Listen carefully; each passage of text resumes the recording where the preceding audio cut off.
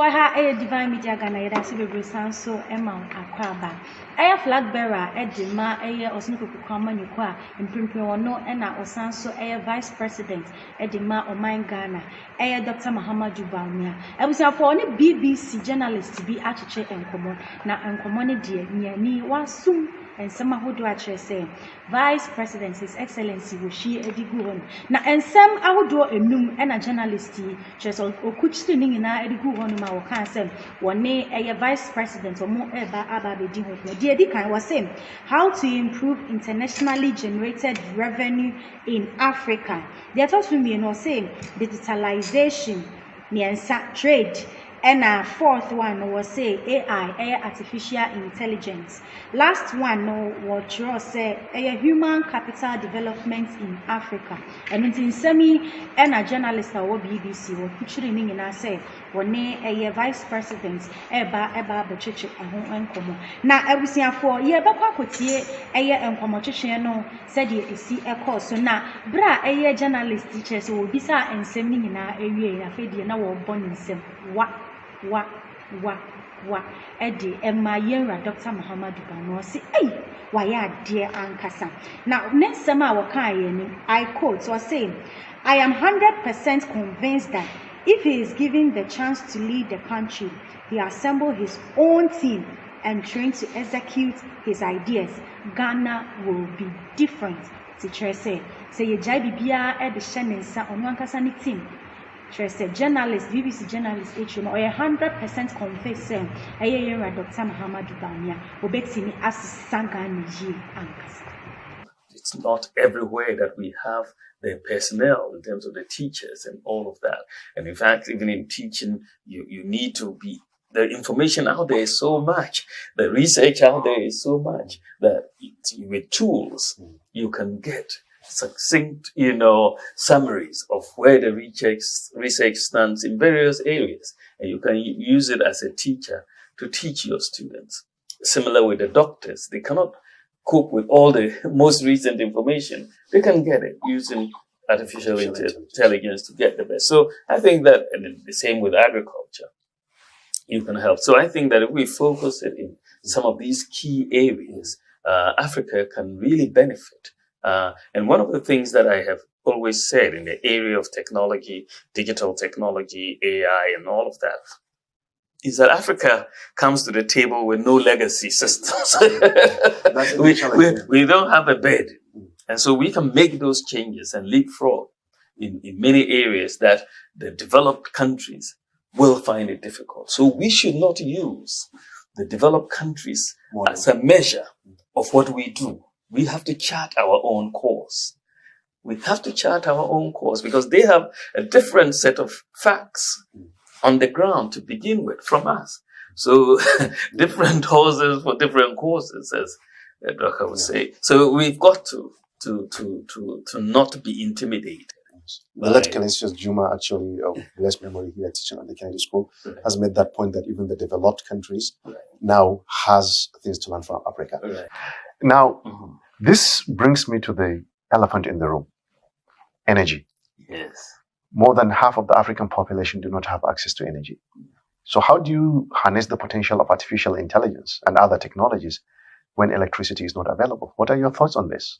Thank you very much. It's a very, very important question. I mean, there are about 900 million people in the world without access to electricity. And about 600 million of them, about 72% of that or so, is in sub-Saharan Africa. Not just Africa, but sub-Saharan Africa. And I mean, if you look at energy consumption around the world, in sub-Saharan Africa, it's about 180 kilowatt per capita. It's 180 per kilowatt hour. In the US, it's 13,000 consumption per kilowatt hour. In Europe, it's about 6,500, consumption. So we are at 180, right? And so you see the direct relationship between our energy consumption and economic development. Ours is so low because without energy, you cannot do so many things, in transport, health, in education, agriculture. There's so much that requires energy. If digitalization, artificial intelligence, all those things that we want to do require energy. So it's a big issue for Africa, and how we are able to deal with this elephant in the room. My own experience with our situation in Ghana, and when you look at what is happening across the continent in South Africa, in Nigeria, and so on. First of all, we have to make sure that the utilities are financially viable.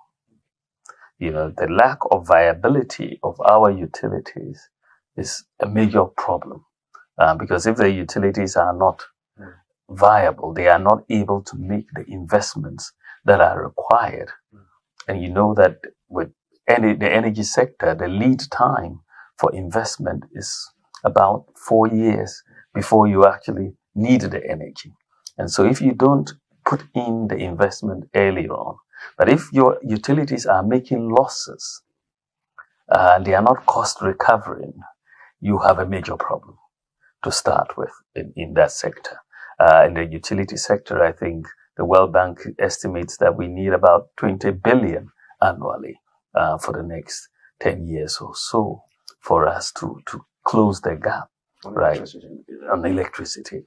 And so if you don't have that incentive for the private sector, because a lot of this investment must come in from the private sector. How do you energize the private sector? Exactly. But if they see a loss-making enterprise, they're not likely to invest.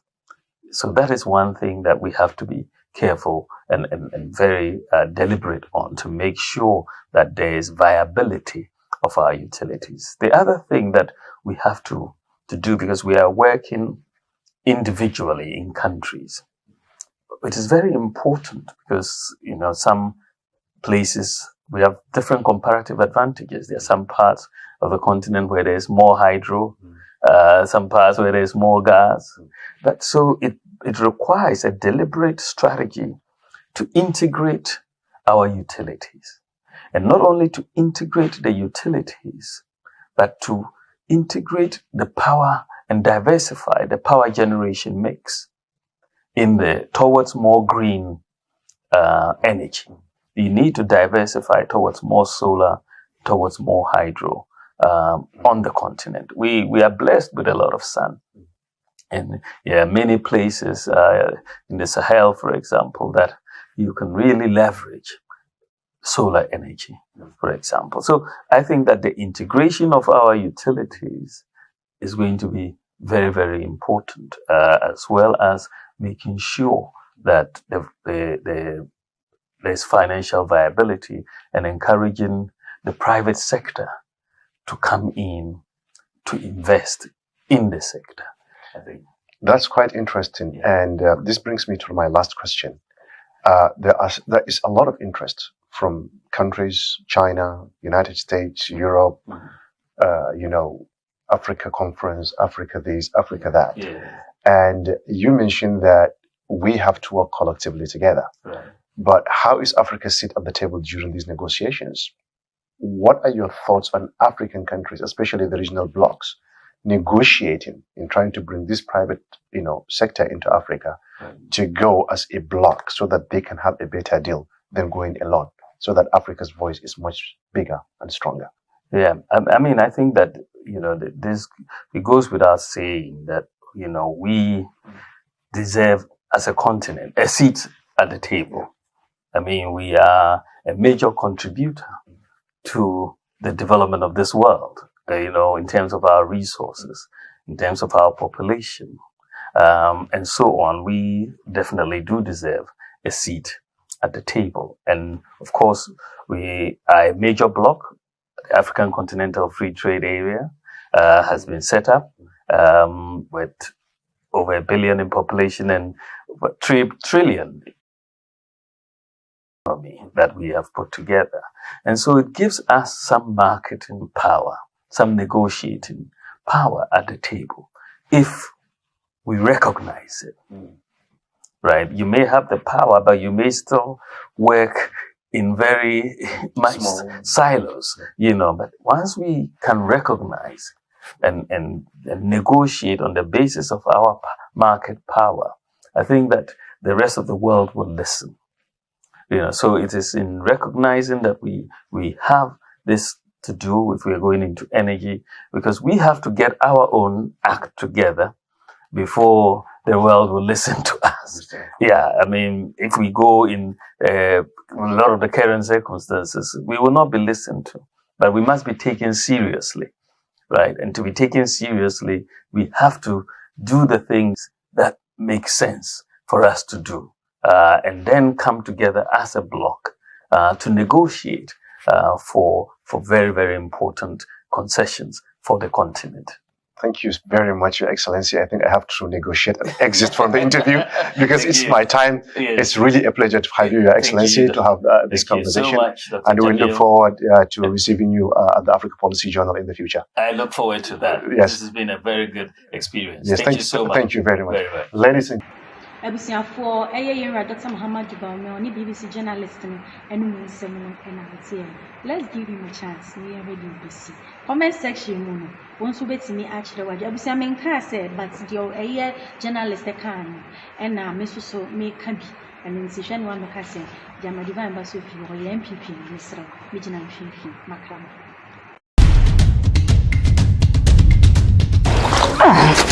And to my dear coming, Mapusa and Co. Nano Samina Jadibaye. Dear me pie. Ah, a dear friend, Miss Ancra, Sesame. Samina Bia Namoto. A dear me. Medima wording in our crab, Mapusa and when I crab it. Samina in Chevro. And Yama was in our Casabi Brace. Nano Samana. Mapusa bibika crab ya kama pusa enko mapusa central rumpo we dey ma okasa nyatin me bampo me dru station ma won wa mama no grants wa sound for friend ba we dey ti dem mekan me dru station ma fagu samara bi so me say friend A1 so dem me je dey see we dey we ankrofo gu so station no dey we dey be pu agro pa we dey o crowd bi ba we dey baby o sound be hamad we dey try ne yanhwe wait Edien. A few moments later. Hey, I know the Jadiba idea. Ayo, Ajawai. Me wa na me hwe program bi kwa oti. Any Janet my boy ba so na say friend saying. That say me do just go gu so an say nyasam ke. Eh, any about time right. We dey puka. Oni asamana. Ase me hu yanka me to bebirom. E da dey nya kwa to dodo na dey ye we na to bi enu pe.